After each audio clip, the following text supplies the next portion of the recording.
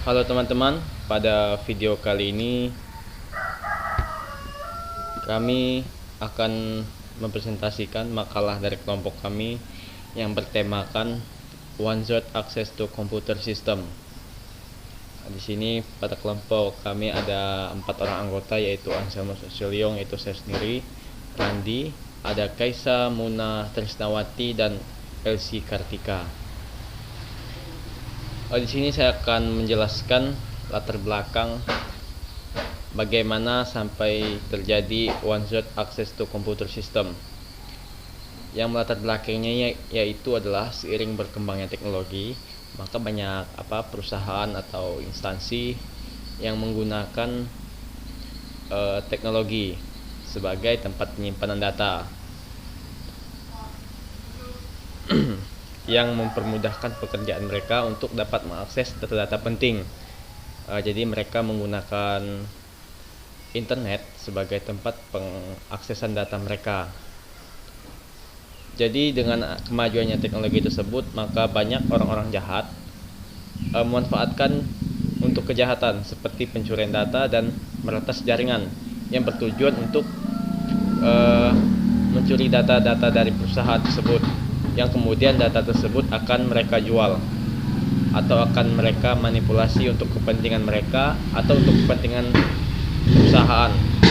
Contohnya, hacker tersebut disewa oleh sebuah perusahaan untuk membobol suatu data pada perusahaan tersebut. Maka dari itu terjadilah sebuah One Zone Access to Computer System.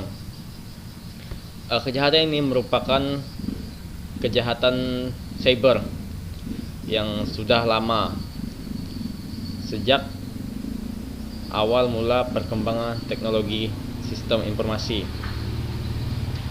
Dan untuk melancarkan kejahatan yang dilakukannya, hacker biasanya akan berusaha masuk dan bahkan merusak sistem keamanan yang ada pada jaringan dan berusaha mendapatkan data yang diinginkannya. Jadi hacker tersebut akan melakukan berbagai cara untuk dapat masuk ke sebuah sistem jaringan dan mengakses data-data yang ada di dalamnya. Kemudian untuk penanggulangan yang bisa dilakukan, yaitu sangat sulit dilakukan karena hacker itu biasanya menyembunyikan IP address mereka dan sudah mempersiapkannya dengan sematang mungkin agar sulit untuk dilacak keberadaannya. Untuk menanggulanginya itu hanya dengan melakukan keamanan tingkat tinggi pada jaringan supaya tidak mudah diretas. Cukup sekian penjelasan dari saya, maka akan lanjutkan pada penjelasan berikutnya. Baik, memperkenalkan, nama saya Randi. Kali ini saya akan membahaskan di bagian bab 2 landasan teori, yaitu teori cybercrime dan cyber law. Pengertian cybercrime: berbicara masalah cybercrime tidak lepas dari permasalahan keamanan jaringan komputer atau keamanan informasi berbasis internet dalam era global ini. Nah, apalagi jika dikaitkan dengan persoalan informasi sebagai komoditi. Informasi sebagai komoditi memerlukan kehandalan pelayanan agar yang disajikan tidak mengecewakan pelanggannya. Nah, untuk mencapai tingkat kehandalan tentunya informasi itu sendiri harus selalu dimutakhirkan sehingga informasi yang disajikan tidak ketinggalan zaman. Kejahatan dunia maya atau disebut dengan cybercrime ini muncul seiring dengan perkembangan teknologi informasi yang begitu cepat. Pada awalnya, cybercrime didefinisikan sebagai kejahatan komputer. Disebutkan ada dua kegiatan komputer crime. Yang pertama, penggunaan komputer untuk melaksanakan perbuatan penipuan, pencurian, atau penyembunyian yang dimaksud untuk memperoleh keuntungan keuangan. Adapun yang kedua, ancaman terhadap komputer itu sendiri seperti pencurian perangkat keras atau lunak, sabotage, dan pemerasan. Adapun karakteristik cybercrime yaitu yang pertama, perbuatan yang dilakukan secara ilegal tanpa hak atau tidak etis tersebut dilakukan dalam ruang atau wilayah cyber sehingga tidak dapat dipastikan yuridiksi negara mana yang berlaku. Yang kedua, perbuatan tersebut dilakukan dengan menggunakan peralatan apapun yang terhubung dengan internet. Dan yang ketiga, perbuatan tersebut mengakibatkan kerugian material yang cenderung lebih besar dibandingkan dengan kejahatan konvensional. Dan yang keempat, perbuatan tersebut sering dilakukan melintas batas negara. Adapun bentuk-bentuk cybercrime, yang pertama, kejahatan yang menyangkut data atau informasi komputer. Dan yang kedua, kejahatan yang menyangkut program atau software komputer. Dan yang ketiga, pemakaian fasilitas komputer tanpa wewenang untuk kepentingan yang tidak sesuai. Dan keempat, tindakan yang mengganggu operasi komputer. Yang kelima, tindakan merusak peralatan komputer atau yang berhubungan dengan komputer atau sarana penunjangnya. Adapun pengertian cyber law, hukum pada prinsipnya merupakan peraturan terhadap sikap, tindakan, atau perilaku seseorang dan masyarakat di mana akan ada sanksi bagi yang melanggar. Alasan cyber law itu diperlunya menurut Kitompul 2012 39. Yang pertama, masyarakat yang ada di dunia virtual ialah masyarakat yang berasal dari dunia nyata yang memiliki nilai dan kepentingan. Dan yang kedua, meskipun terjadi di dunia virtual, transaksi yang dilakukan oleh masyarakat memiliki pengaruh dalam dunia nyata. Cyber law adalah hukum yang digunakan di dunia cyber atau dunia maya yang umumnya diasosiasikan dengan internet.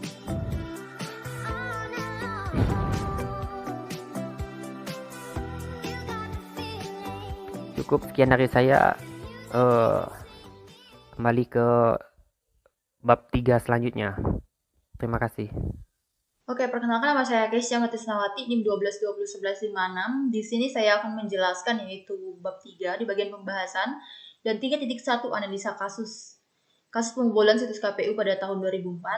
Pada pemilu 2004 lalu ada sebuah kasus yang cukup menggegerkan dan memukul telak KPU sebagai institusi penyelenggara pemilu. Tepatnya pada 17 April 2004, situs KPU diacak-acak oleh seseorang di mana nama-nama partai peserta pemilu diganti menjadi lucu-lucu. Namun, data perolehan suara tidak dirubah. Pelaku pembobolan situs KPU ini dilakukan oleh seorang pemuda berumur 25 tahun bernama Dhani Firmansyah, seorang mahasiswa Universitas Muhammadiyah Yogyakarta, jurusan Hubungan Internasional.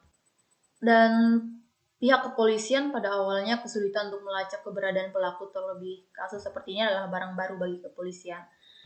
Pada awal penyelidikan, polisi sempat terkecoh karena pelaku pembelokan alamat internet atau internet protokol IP address ke Thailand. Namun dengan usaha yang gigih, polisi berhasil meringkus tersangka ini setelah bekerja sama dengan beberapa pihak seperti Asosiasi Penyelenggara Jasa Internet Indonesia atau disingkat APJII dan pihak penyedia jasa koneksi internet atau ISP, Internet Service Provider. Dan kronologi pembobolan situs www.kpu.go.id, snoozer, nama panggilan Dhani Firmansyah di dunia bawah tanah atau underground, ditangkap Satuan Cybercrime Direktorat Reses Khusus Kepolisian Daerah Metro Jaya pada tanggal 24 April 2004. Sekitar pukul 5.20 di tempat kerjanya, di kantor PT Dana Reksa Jalan Merdeka Selatan, Jakarta Pusat. Dan Jumat 16 April, snoozer mencoba melakukan tes sistem security KPU.go.id melalui XSS Cross-Site Scripting dari IP 202.158.10.117. Namun di layar keluar message list dengan label "Law website KPU belum tembus atau rusak". Hal itu ia kerjakan di kantornya di gedung PT Dana Reksa. Ia menjadi semakin penasaran sebab selama sehari penuh sistem website KPU itu benar-benar tidak berhasil ditembus. Sabtu 17 April 2004 pukul 3, snoozer mencoba lagi melakukan penetrasi ke server TNP KPU.go.id dengan cara SQL injection dan berhasil menembus IP TNP KPU.go.id 203.130.201.134 serta berhasil mengupdate tabel daftar nama partai pada pukul 11.23 sampai pukul 11.34. Teknik yang dipakai snoozer dalam menghack yakni melalui teknik spoofing. atau penyesatan. Snoozer melakukan serangan dari IP 202.158.10.117, kemudian membuka IP proxy Anonymous Thailand 208.147.1.1. Dan sebelum masuk ke IP TNP KPI Go ID 203.130.201.134 dan berhasil membuka tampilan nama 24 partai politik peserta pemilu. Nama ke-24 parpol peserta pemilu kemudian diubah menjadi buah dan hewan seperti Partai Jambu, Partai Kolor Hijau, Partai Wiro Sableng, Partai Kelereng, Partai Sioyo, Partai Aluminium Kemasan, Botol, Partai Dukun Beranak, sampai Partai Mbah Jambon. Dan juga sempat menyelesaikan pelacakan petugas dengan seolah-olah yang mengubah situs KPU dari warna-warnet di Jalan Kaliurang, kilometer 8, Yogyakarta. Dari penelusuran di Yogyakarta, polisi mendapatkan keterangan pelaku merupakan hacker yang sudah pindah ke Jakarta sejak 1 April 2003. Dan pelacakan untuk menangkap Dani dimulai polisi dengan mempelajari log server KPU untuk mempermudah kerja. Hanya log server tanggal 16 dan 17 April yang diteliti. Itu pun tidaklah mudah, sebab pada tanggal 16 April terdapat 361.000 baris data orang-orang yang masuk ke situs KPU ini. Lalu pada tanggal 17 April saat sang hacker beraksi itu ada 164.000 baris data tamu. Dari penelusuran ini terlihat bahwa penggantian nama-nama partai di situs KPU berlangsung pada tanggal 17 April pukul 11.24 waktu Indonesia Barat sampai 11.34 waktu Indonesia Barat. Penelusuran juga mendapatkan 2 buah nickname pelaku yaitu Snoozer dan Schizophrenic. Kesulitan pertama langsung terlihat karena terlihat bahwa pelaku telah melakukan penyesatan. Terlihat seakan pelaku melakukan dari Thailand dari alamat IP Internet Protokol 208.147.1.1. Polisi dan timnya tidak menyerah, mereka melacak kegiatan nickname. Secara tidak sengaja tim pemburuan bertemu dengan seorang yang kenal dengan Dani di internet ketika sedang chatting. Kemudian tim penyidik menemukan salah satu IP address di log KPU, ada yang berasal dari PT Dana Reksa. Lalu belakangan diketahui bahwa seseorang yang diajak chatting dengan polisi untuk mencari informasi tentang Dani tersebut adalah Fuad Nahdi, yang memiliki asal daerah yang sama dengan Dani dan merupakan admin di warna-warnet. Jadi nickname-nya mengarah ke Dani dan IP address-nya mengarah ke tempat kerjanya Dani. Dari hasil investigasi, keluar surat perintah penangkapan atas Dani Firmansyah yang berhasil dibekuk di kantornya di Jakarta. Selanjutnya 3.2 motif kasus. Adapun modus dari tindakan Dani Firmansyah ini adalah unauthorized access to computer system and service. Unauthorized. Ketika Dani berhasil ditangkap kepada penyidik, pria yang bekerja sebagai konsultan teknologi informasi TI di PT Dana Reksa itu mengaku bahwa motif ia melakukan pembobolan situs KPU ini karena ia tertantang dengan pernyataan ketua kelompok kerja TI KPU, yaitu Kusnul Mariah, di sebuah tayangan televisi. Jadi saat itu Kusnul mengatakan sistem TI seharga 152 miliar. Itu sangat aman dan tidak akan bisa ditembus hacker. Oleh karena itu, Dani mengetes sistem keamanan server TNP KPU Go ID.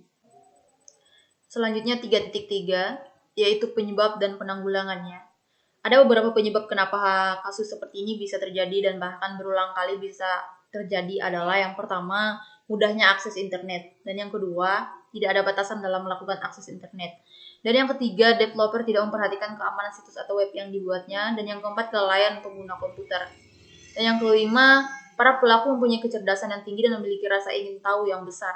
Dan yang keenam, rasa ingin sekali diakui dengan menunjukkan kemampuannya tetapi dengan cara yang salah. Dan ada pun beberapa penanggulangan supaya kasus seperti ini tidak lagi terjadi adalah sebagai berikut. Yang pertama yaitu peningkatan skill dalam membuat keamanan jaringan pada developer web atau aplikasi. Dan yang kedua, hati-hati dalam mengakses suatu situs atau web. Yang ketiga, tidak sembarang masuk pada sebuah link atau tautan yang dibagikan. Dan yang keempat, tidak sembarang memberikan informasi pribadi di sembarang situs atau web. Dan yang kelima, merekrut orang yang mempunyai skill tinggi dan bergabung di dalam sistem keamanan jaringan nasional. Dan yang terakhir, memberikan seminar dan pelatihan pada orang yang dipercaya menjaga keamanan jaringan sehingga meningkatkan kemampuannya dalam menjaga sistem jaringan. Baik, dari penjelasan bab 3 mungkin hanya ini yang saya dapat jelaskan. Selanjutnya, di bab 4 saya serahkan kepada Elsie Kartika. Terima kasih. Perkenalkan, nama saya Elsie Kartika. Saya di sini akan mempresentasikan bab 4. Berdasarkan kesimpulan dari kami tentang wajib akses komputer sistem, perkembangan aplikasi ini sangat mengancam dikarenakan menimbulkan banyak dampak negatif dan pelaku kejahatan ini sulit dijangkau. Pelaku kejahatan ini bersifat maya dan tidak nampak secara fisik. Dari itu yang membuat ketidakmampuan hukum termasuk aparat sulit untuk menjangkaunya. Ada beberapa upaya yang dapat kami sampaikan tentang wajib akses komputer sistem, yaitu segera melakukan peningkatan skill dalam membuat keamanan terhadap perkembangan sistem aplikasi, dan tingkatkan keahlian aparat hukum mengenai wajib akses komputer sistem. Demikian beberapa yang bisa kami sampaikan dalam kesempatan hari ini. Kurang lebihnya kami mohon maaf. Terima kasih.